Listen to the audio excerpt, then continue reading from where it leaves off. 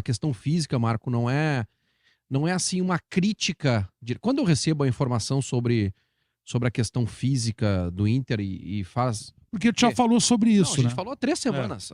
Há 3 semanas eu trouxe essa informação, que é confirmada hoje pelo Thiago Maia na entrevista, que os jogadores voltaram para academia, que eles não faziam esse tipo de trabalho. Trabalho de força e potência, né? Não é exatamente uma crítica ao trabalho que vinha sendo realizado. É justamente a confirmação de que houve uma mudança de estilo e não ficou herança nenhuma. Não tinha ali... o Inter não tinha um profissional auxiliar técnico permanente. Que geralmente o clube tem, né? O cara que, quando o treinador sai, fica trabalhando. Para alertar e tal, ou para dar um toque. O preparador físico, que é o João Goulart, ficou. Mas que autonomia ele tinha em meio à comissão do Eduardo Cudê para, olha, quem sabe vamos dosar aqui, questão de força também é importante e tal. Isso não foi feito. E chega um técnico que tem características diferentes, que gosta de um time que tenha mais força, jogadores com mais força, e ele chega e encontra um time que não tem força. Então, entrando na resposta, hoje, neste momento, o Roger, ele não tem responsabilidade pelo que está acontecendo, direta. Embora, na partida contra o Atlético Goianiense, eu vi alguns pontos assim que não tiveram evolução em relação ao último jogo contra a Juventude. Ali eu cheguei a achar que tinha algum tipo de trabalho do Roger, pelo menos no primeiro tempo, quando o Inter amassou o Juventude, encaixotou o Juventude lá atrás. Hoje, o Inter parece que tinha conquistado um título na quarta. Estava de ressaca hoje. E será que por essa troca, tô fazendo papel aqui, Marcos, de advogado do diabo, pra gente debater. Será que essa troca no foco da preparação física não gerou uma incapacidade de fazer isso tão proximamente, tão rapidamente? Sim, sem de dúvida. Focar e pressionar e virar o jogo como foi no meio da semana e conseguir repetir isso domingo. Quer dizer, eu até brinquei, olha, não dá pra fazer epopeia quarta domingo, Sei, entendeu? Não dá pra te ser herói. Eu acho que pode ser isso. Eu ponderei isso durante a transmissão. Só que a gente não pode esquecer que o adversário do Inter... Aí é que tá. Foi o Atlético Goianiense. Contra o Atlético que não tem desculpa a derrota hoje. Não tem física, gramado, calor. Hoje não tem gente.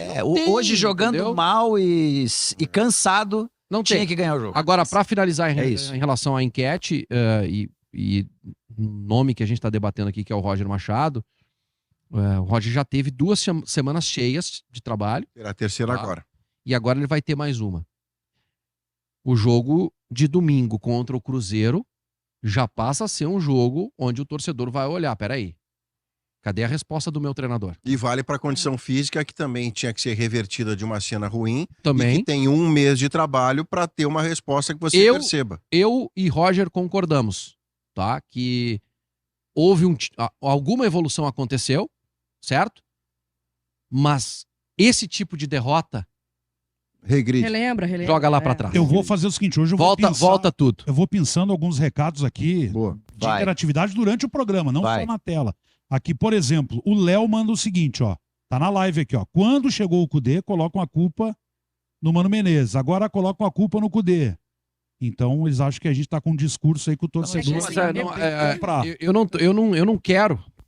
não quero nem falar mais do Cudê. Eu não quero falar sobre o Cudê. É que existe um fato aí, que é a questão da preparação física, e nenhum de nós, ou ninguém da imprensa que falou hoje sobre preparação física. Quem falou hoje foi Thiago Maia, que confirmou a informação que a gente trouxe da diferença de trabalho. Da diferença. Não significa que o trabalho lá físico, que era feito por um bom profissional, que trabalhava com o Cudê, que era o Otávio Maneira? Não me lembro do nome dele. Eu acho que é o Otávio Maneira, que era o cara que era o preparador físico, preparava o time para um estilo de jogo. O que não podia ter ali era o seguinte, entregar totalmente isso para ele. Entregar, é contigo, resolve aí e depois a gente vê o que vai acontecer, que é o que está acontecendo com o Inter, né? O resultado de campo, na verdade, gente, o resultado de campo é o reflexo do que acontece nos gabinetes. É que se tu não tem uma comissão permanente para pelo menos dividir isso aí, quando a outra comissão sai, tu não tem nada. O Cebola, a gente tava falando no Sem Filtro, o Cebola, o Andrei, técnico permanente do Palmeiras, ele foi fundamental pro Abel Ferreira ter a trajetória que ele tem. O chegada do Abel. O Abel Ferreira disse sempre isso. Cara, eu cheguei lá, ele me disse, olha, esse jogador é assim. O Abel chegou, o Palmeiras tinha 100% de aproveitamento em 3 jogos com o Anderson. Isso. E o Anderson, naquele momento, mantinha o Zé Rafael de segundo volante, que é o que também fez o Abel quando chega. Ele não vem fazendo revolução pela revolução. Mas assim, mais do que isso, o Andrei dizia, olha, aqui é assim, o campeonato estadual funciona assim, ele tem esta importância, tem jogos que você pode fazer isso, esses jogadores são assim, aqui a gente trabalha preparação física assim. Ele deu os atalhos, eu acho que isso não teve. Saiu todo mundo da comissão do Cudê e eles fizeram o que eles quiseram. E é um clube, né, Diogo, no caso do Palmeiras especificamente, que tem uma base de dados do clube. É uma base de dados permanente, que qualquer um que chega tem acesso e quem sai deixa os segredos ali para que todos possam compartilhar. Isso também é muito importante. Eu acho que faltou no Inter o que se diz na política quando sai um presidente e entra outro, que é um governo de transição. Tem que ter uma transição. Isso não teve claramente. 2 recados aqui na nossa live nos comentários. A Gislane Ferrão Matos manda o seguinte, ó. Sem desculpas, time apático, displicente, sonolento, sem comprometimento. E o Roger foi medroso. Isso refletiu em campo. O Bruno Antunes manda o seguinte, ó, Roger já tem culpa. Parem de passar pano. O pessoal vai comentando aqui e vai participando da enquete. Até em cima do recado da Gislane aí, é difícil dizer que o time evoluiu, que melhorou, quando quando os números são aqueles ali. Né? Uma vitória em tantos jogos é pouco pro Inter, pouco pro Roger. Mas a impressão que eu tive quando vi o Inter hoje à tarde é um time fim de festa total. É um time que joga assim... Pra mim, pariu uma bigorna pra ganhar o do Juventude, tá? Pariu uma bigorna pra ganhar do Juventude, tá? E hoje, a impressão que ia ganhar o natural, assim, não vi. Eu vi realmente um time apático, como a Gislaine falou. É um time que é a expectativa, a realidade da temporada. A expectativa é aquela temporada maravilhosa, com os contratados, um time pra buscar título, e a realidade foi um Inter que não foi pra final do Gauchão, que saiu numa repescagem de Sul-Americana, antes mesmo da enchente, porque o resultado da Sul-Americana foi lá no início, né? Isso. Antes da enchente já tinha perdido ali os 2 primeiros jogos. Então, é um time que parece que esfarelou, parece que não tem mais ambição na temporada. Esse é o sentimento que eu tenho quando eu vejo o Inter, Paguinho. Mas aí que tá, é difícil a gente até... É difícil entender para explicar, né? Quarta-feira, esse time se dedicou. Esse time teve entrega. Esse time teve alma na quarta-feira. E aí não consegue responder no jogo seguinte. Sabe, é uma coisa assim que é difícil, é muito difícil de entender.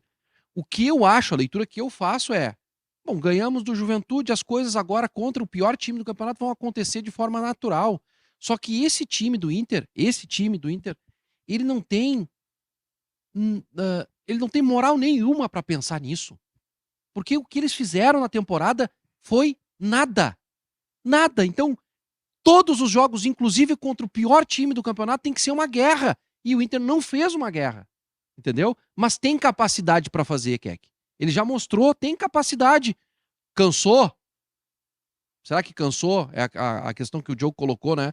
De jogar com a corda esticada na quarta e no domingo. O adversário espera aí, mas não tá com a corda esticada, gente. Com todo respeito ao Atlético Goianiense, que o adversário é tão ruim. É muito ruim. E a gente viu no jogo, olha, o Atlético Goianiense, ele fez força pro Inter ganhar. Fez força. É que o Inter foi pior ainda. O adversário é tão ruim que tu fica procurando alguma outra explicação, porque não é possível não conseguir ganhar de um time desse. Coisas, Diogo, que incomodam assim vermelhos em geral, e isso chega na gente, porque bastou sair daqui, parou numa sinaleira, alguém já baixa o vidro e fala se interessa de futebol. Hoje, na metade ou menos do primeiro tempo, Lucianinho, o mercado tem uma bola dominada no campo do Atlético Goianiense. Ele gira o corpo para trás e dá no rocher. E isso acontecia com o Cudê, aconteceu antes algumas vezes com o Mano. É uma falta de capacidade dramática do Inter de verticalizar o seu jogo. E fazer isso com velocidade, bom, então isso parece a missão do Santo Graal. O Inter joga para trás, o Inter joga em paralelo ao gol, e isso atravessa treinadores. Aí você fica pensando, o que falta? Quem é que vem para cá para verticalizar o jogo do Inter? Não dá mais nem tempo. Então, ou será o Roger, ou o Inter vai correr muito risco. Olha só, nunca imaginei que ia dizer isso. O Inter ia correr muito risco para a única missão que lhe resta na temporada, que é não ficar de 17º para trás.